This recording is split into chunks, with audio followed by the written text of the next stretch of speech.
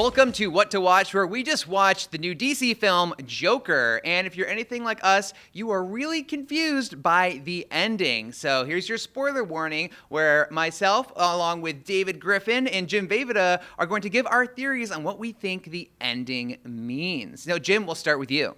Yeah, so let's get right into it. What if the only unreliable parts of the film's narrative are where Arthur Fleck imagines someone showing him any affection, from Murray Franklin to his neighbor Sophie to the rioters at the end, maybe even his own mother? If so, that would make everything else in the story the truth. That means everything else presented in the film is real, right down to Joker killing Murray Franklin live on TV and Bruce Wayne becoming orphaned during the riots. That begs the question why Arthur is thinking of Bruce Wayne standing over his dead parents during his talk with the psychiatrist at the end. What is the joke he says she wouldn't get? The lyrics Arthur mutters at this moment are telling, and that's life, and as funny as it may seem, some people get their kicks stomping on a dream. So is Arthur laughing because Thomas Wayne, the father he thinks was his own but who rejected him, and the mayoral candidate who claims he was the only one who can save Gotham, is he laughing because he's dead? Or is the joke that Bruce, Arthur's little brother if you will also never have a happy day in his life now? What's really interesting about that theory is that, the idea that every time the Joker was shown affection, that wasn't real. Yeah, I mean, the fact that, Arthur Fleck, and it's very clear in the movie to me that, he imagined being on the Murray Franklin show early on, and that Murray was like, oh, if I had a son like you, I'd be very proud, and gives him a hug. I mean, this is a guy looking for connection and looking for attention and applause. And I think it leads to him imagining the Murray Franklin stuff. He clearly imagined everything with his neighbor Sophie. And then it even begs the question of, at the end, when the crowd of clown masked rioters are just a throng around him and celebrating him, is that in his head too? Or maybe that is the payoff, is that maybe that is real, But my theory is that, it seems pretty clear to me that whenever somebody's just being nice to him, maybe even his own mom, that's just in his head.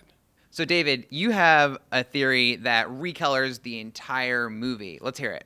So Joker's divisive ending is all about point of view, and in this case, it's Arthur Fleck, aka Joker, who we must rely on to tell his version of the story truthfully.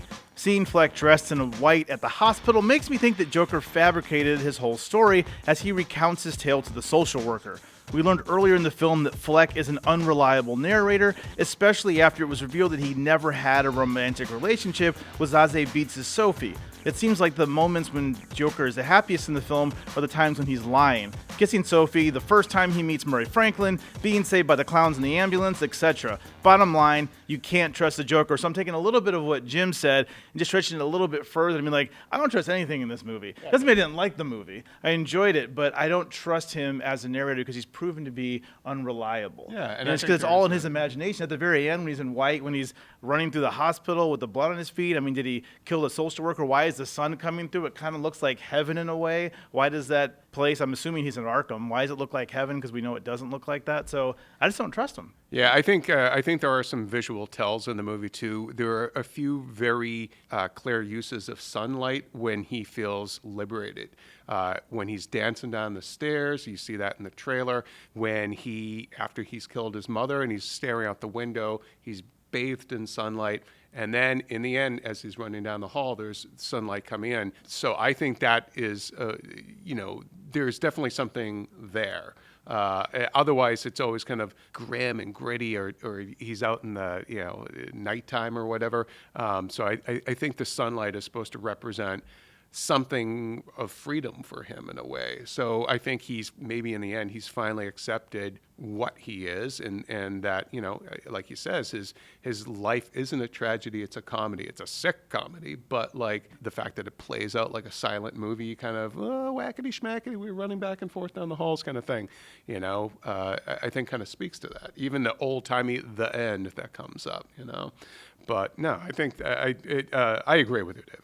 No, good. It is interesting how the movie very much asks you to sympathize with Arthur Fleck, And at the end, he is risen up as a hero of sorts. So it would make sense that everything we're hearing is not true, and that's how he sees it. Yeah, I would clarify. I think the movie asks you to empathize with him, not necessarily sympathize with him. Just to, I think it's the movie is walks a very fine line, and for some people, maybe the movie crosses that line, but that's a discussion for another time, I think. Yeah, we'll save that for another time, but I want to share my theory, which actually, it takes yours, David, but it only to a certain point.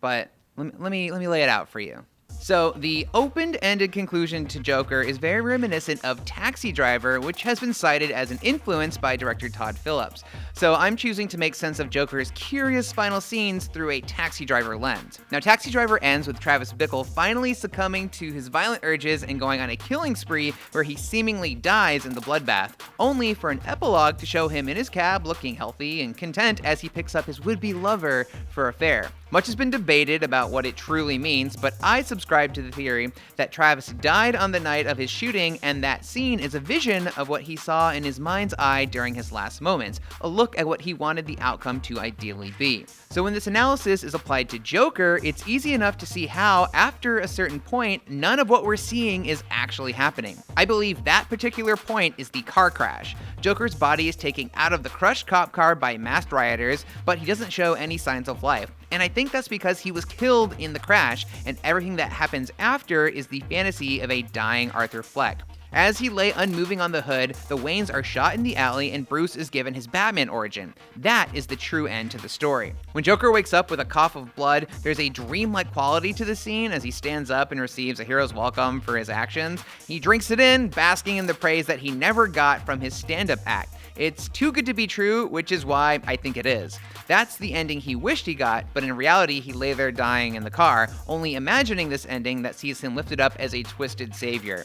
Arthur imagined an ideal relationship with his neighbor, so why not an ideal ending? And that still leaves the final scene of Arthur in the pristine white Arkham Asylum with, the heavenly light coming through the window. And I have to think that is his sort of, not heaven, but more of like a purgatory where he's forced to, answer for what he did. But we know that he doesn't believe he's doing anything wrong, which is why he's running away, with blood on his feet, and he's forever being chased in this purgatory of his. What do you think?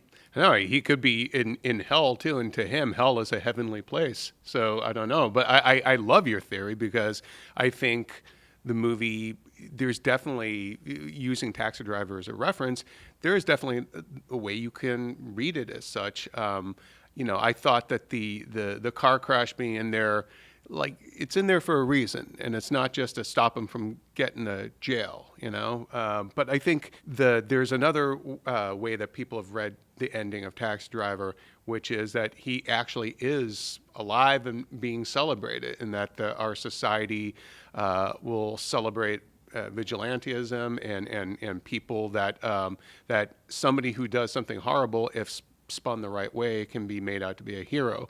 It's weird that Joker to the people out in the streets is a hero, and he shouldn't be a hero, but he's clearly idolized. So there might be that other avenue to interpret the film too. But I love the whole Joker is dead.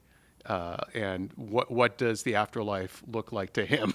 So I love your theory. That's a really cool thought, Joshua. Joker in an afterlife is, one, it's really creepy. Also, two, it's we don't need a sequel because he's dead. So let's let that rest. But another point though, so if it is real, because my theory was that I can't believe anything he says. But I feel like I think the car was never hit by the ambulance, and that perhaps, if not dead, then he was just taken to Arkham, and that was the next place that he went to. He's just going to be there for a while, however long he has to stay there. But I do like that theory, because being trapped inside of his own mind is something that Joker seems to be, even as an unreliable narrator. He's just up there creating his own fantasies and the way he perceives the world to be, which I guess, not to be too philosophical, but I guess we all do to some degree, but his is just very different and very scary, the way he does that. So both possibilities, Joshua, that you put out there are really cool. It is freaky to think that he could be caught in afterlife, and that is his afterlife, and he'll never admit to doing anything wrong because he doesn't see it that way. What do you make of the Bruce Wayne shot at the end and the joke that he thinks she won't get? So I was going to say that the only way for me that makes sense is if because since he couldn't see that happening, at least from the point of view he was lying on the on the top of the car there, so he couldn't see him dying. It would have to be a scene that took place in the future where maybe he read an article or saw something on the news while he's in Arkham locked away, where he realized what had happened and maybe put it together in his mind like, hey, I caused this riot which caused Bruce Wayne's parents to be killed. Otherwise, I'm like, how does he know Bruce Wayne's parents are dead? Yeah, or are they just characters in his head? Yeah. I think it's an interesting kind of question, and one that Batman fans are going to be walking out there wondering about. So, what's your take on that inclusion of that particular shot at that moment, Joe? Yeah, that is interesting because I think they just wanted us to know that his actions ultimately resulted in Batman being created. Like, he is Batman's origin story in this version, which is very interesting. I don't know what the joke is, and I don't know why they focused on that moment, except to show us that he created the chaos that is Gotham, and that Batman's going to have to clean up. Yeah, and I think the fact, like I said in my piece, that the fact that That's Life is playing, and the line that he says is, some people get their kicks stomping on a dream. Now, he has spent the whole movie being the one getting stomped on, having his dream stomped. Now he's done that to perhaps a city that hated him and he hated, and to the guy who he really believes was his dad. I will say just real quick on the dad thing, the little kid who plays Bruce Wayne, I forget his name, Dante something, played young Joaquin Phoenix in another movie. So I wonder if they really weren't trying to lean into like, no, really, it's him, it's your dad. They certainly wanted a resemblance there, Yeah. but that's a whole other theory. We don't have time for that. You already got 3. But hey, if you do want more theories, we actually have a whole article rounding up what everyone on the IGN staff thought of the ending of Joker. And we want to know your theory as well in the comments. Thank you for checking out this episode of What to Watch. And for more Joker goodness, check out our review from our very own Jim Vejvoda. Woohoo! And Jim also talked to the director, Todd Phillips, and star Joaquin Phoenix, and had them respond to the controversy that the movie has received. For more What to Watch, keep it here on IGN.